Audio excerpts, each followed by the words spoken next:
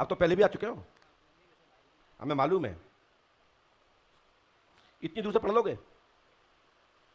परीक्षा लेने आए हो या पूछने आए? सही बताना ईमानदारी से। माइक उठाओ, पास में आइए। वैसे तो तुम परीक्षा लेने के मूड में आए थे, इसमें आया क्यों ऐसा? माइक से बोलो। हेलो। हाँ, परीक्षा के मूड में नहीं आए गुरुजी। तो मम्मी से लड़ क्यों रहे थे? मम्मी से लड़के भी नहीं आए। बात क्या हुई फिर? कुछ नहीं, सच बोल रहे हो? सच बोल रहे हैं ईमानदारी से। मेरे को। क्या विषय लेके आए हो?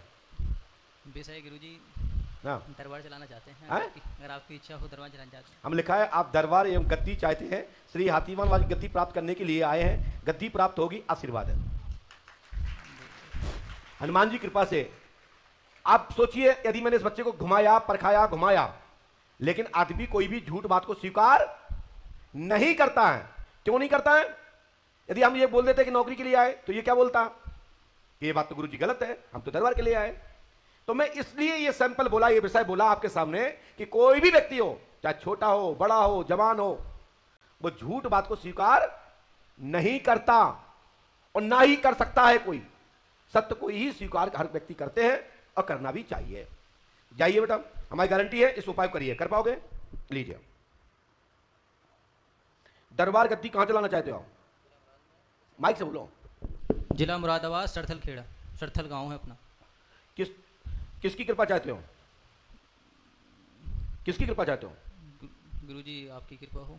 हमारी कृपा तो होती नहीं कभी किसी पे, लेकिन हाँ इतना जरूर है कि बरहा श्री हाथी महाराज को प्रणाम करें और अपनी साधना में, पूजा पाठ में, और जो आपका देवता है, जिस देव देवता के निमित्त आप काम करना चाहते हैं, उस देवी देवता का निमित्त जो मंत्र, बीज मंत्र है, उस बीज मंत्र का जप करिए।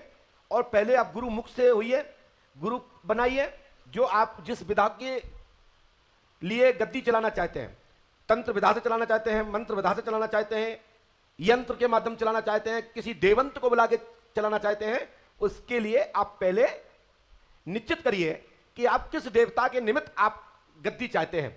तो आप गद्दी कैसे चाहते हैं जी मुझे बताएं। गुरुजी मंत्र विधा से चलाना चाहते। मंत्र विधा चाहते हैं तो मंत्र विधा हमारे पास है तो, लेकिन ऐसा तो नहीं कि यहां पूछने के बाद 50 जगह जाएंगे हमारे दरबार हमको भी दे दो। नहीं गुरुजी, नहीं, विशेषकर लोग क्या करते हैं, जो हमारी जानकारी है, वो यहां भी पूछेंगे, 10 जगह और चक्कर काटने जाएंगे, और फिर जैसे ने सक्षम हुए, फिर साधकों को बुरा लगने लगता है कि गुरुजी के पास जाओ तो गुरुजी के यहां उनके चेले लोग 2 घंटे इंतजार करवाते हैं।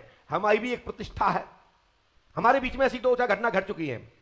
और फिर वो वही शिष्य हमारे बगल में आकर कहता है, गुरुजी थोड़ा जब हम आया करें, थोड़ा सा हमको आसन आसन डलवा दिया करो, क्योंकि हमारे चेले भी देखें कि कुछ है। मुझे बड़ा कष्ट हुआ। अरे गुरु की शरण में तो आकर के जहां आसन मिले वहां बैठो, और जब तुम्हारे पास विदा नहीं थी, कृपा नहीं थी, तो उसके पहले कौन पूछता था आपको? तो पहले ये सब चीजों को विनम्र हो जाइए, अपना मान त्याग दीजिए और गुरु के मान की रक्षा करिए और गुरु के मान की प्रतिष्ठा को पूजिए। गुरु कृपा होकर के आप गुरु के समान बन जाओगे। ठीक है ना? बिल्कुल हमारी तरफ से पूजा पाठ करिए, हनुमान जी कृपा करेंगे, आशीर्वाद है। बोलिए पंडोकर सरकार की। 21 जुलाई को दीक्षा प्राप्त हो पाएगी बेटा। ये मुकेश गुप्ता जी से पूछिए। हनुमान जी कृपा से जो हमने मंत्र लिखा है, इस मंत्र को 108वां करना है। चलिए, सीधे से रास्ता हो आपका। बोलिए श्री हनुमान जी पंडोकर सरकार की। अब सोचिए आप लोग कि ये व्यक्ति खड़ा हुआ, यदि पीछे वाले भैया खड़े हो जाते और हम उन्हें बुला भी लेते, तो क्या वो दरबार चलाना चाहते थे? तो बात यहीं गलत निकल जाती। तो हम हर किसी को नहीं बुला सकते, ये ध्यान रखें। भैया पीछे जाएं, रक्षा सूत्र बंधवाइए।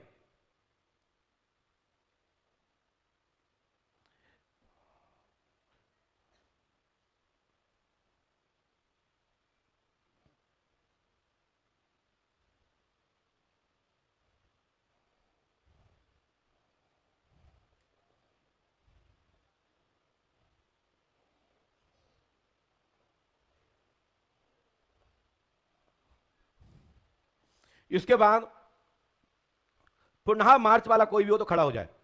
वो मोटे वाले भैया पीछे आ जाइए, आइए। वो आ रहे हैं पीछे से आ रहे हैं, जो हाथ में बोतल लिए हैं वो आएंगे। हाँ, वो आप बोतल नहीं लिए, बैठ जाइए। और ध्यान रखिए, यदि मार्च वाले में से किसी का नंबर आता है, या फरवरी वालों में से आता है, जनवरी में से आता है, मई में से आता है, और आप मिल चुके हैं, तो आपको पुनः खड़े नहीं होना, नहीं लौटा दिया जाएगा, ध्यान रखिएगा।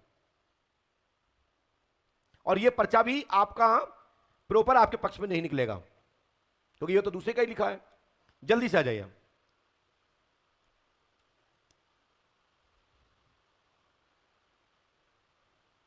अब देखिए, आप लोग इस समय जुलाई में प्रवेश कर चुके हैं और नंबर आ रहा है मार्च वालों का। अपन अभी 3 महीने पीछे चल रहे हैं। यदि पंडोकर धाम में वास्तविक शक्ति पावर्स नहीं होता तो कौन महीनों और सालों इंतजार करता। पास में आइए, अपना टोकन नंबर दीजिए।